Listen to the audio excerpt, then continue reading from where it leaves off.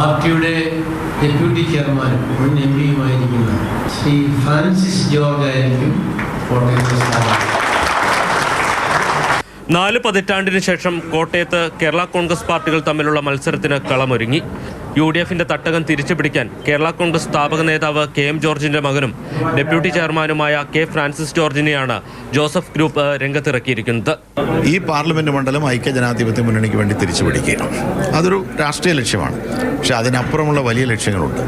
കേന്ദ്രത്തിൽ ഒരു ഭരണമാറ്റം ഉണ്ടാകണം. കോട്ടയത്തെ മത്സരഫലം കേരള കോൺഗ്രസുകളുടെ അസ്തിത്വത്തെ നിർണ്ണയിക്കുന്നതാകും. കോൺഗ്രസിന് ഇത് അഭിമാന പോരാട്ടം കൂടിയാണ്. വിശ്വാസവഞ്ചനയ്ക്ക് മറുപടി നൽകുമെന്ന് അവർ പ്രഖ്യാപിച്ചു കഴിഞ്ഞു. ഈ തെരഞ്ഞെടുപ്പ് അവസരവാദികൾക്കെതിരായിട്ടുള്ള വിധിയെടുത്തായിരിക്കും. ലോക്സഭയിലേക്ക് ഫ്രാൻസിസ് ജോർജിന്റെ 6ാം മത്സരമാണിത്. 5 തവണയും ഇടുക്കിയിൽ നിന്നായിരുന്നു ജനവിധി തേടിയത്. ഇതിൽ 3 തവണ പരാജയപ്പെട്ടപ്പോൾ 2 തവണ ജയിച്ചു കയറി. കോട്ടയം വഴി വിജയപാതയിലേക്ക് മടങ്ങിയെത്താനാകുമെന്ന പ്രതീക്ഷയിലാണ് Francis George. Mathrubhumi news, Kottayam.